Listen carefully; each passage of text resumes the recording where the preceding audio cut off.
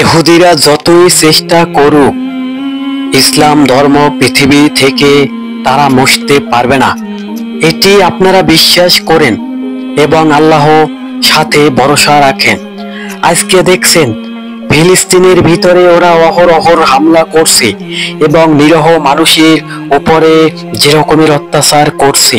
তারা মনে করে যে মুসলিম ধর্ম পৃথিবী থেকে শেষ করে দেওয়া হবে, কিন্তু এটাই চূড়ান্ত না।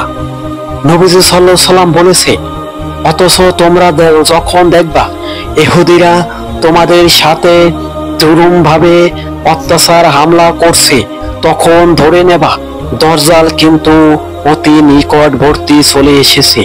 এখন আমরা ফিলিস্তিনের যে যুদ্ধ দেখছি, এই যুদ্ধের পরেই কি ইমাম মাহদীর আগমন ঘটবে? আসলে নবীজি সাল্লাল্লাহু আলাইহি সাল্লাম কি কথা বলেছিল? সেই উম্মতের মাঝে একটি কথা বলেছিল যে আমি দজ্জালের আবির্ভাব অতি তাড়াতাড়ি ঘটবে এবং আমার মৃত্যুর পরে আর কোনো নবী রাসূল পৃথিবীর ভিতরে আসবে না এবং নবীর দরজা বন্ধ হয়ে যাবে এবং অটোমেটিকে এখন কিন্তু তা বন্ধ হয়ে গেছে। ইহুদিবাদীরা যখন দেখেছে আমাদের নবীজি সাল্লাল্লাহু আলাইহি সাল্লাম পৃথিবীর ভিতরে আর নাই, তখন কিন্তু তারা হামলা অত্যাচার মুসলমানের উপরে অহরহ করছে। আসলে এটি কোনো ফয়সালা না। ওরা মনে করে ইসলাম ধর্ম পৃথিবী থেকে শেষ করে দেওয়া হবে।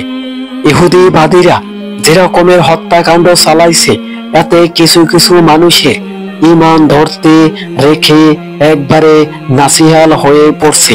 এই যে ডোনাল্ড ট্রাম্প মিলে পুরা বিশ্বের মানুষ তাকিয়ে দেখছে যে ইহুদিরা কিভাবে মুসলমানের উপরে হত্যাকাণ্ড চালাচ্ছে। তাদের এমন পরিস্থিতি দেখে ইমানদার মুসলিমরা বলে, আমরা জিহাদের জন্য ফিলিস্তিনে যাব। আসলে এই মুসলমান ভাইয়েরা কি ফিলিস্তিনে মায়ের কান্না, শিশুদের রক্ষা করতে পারবে?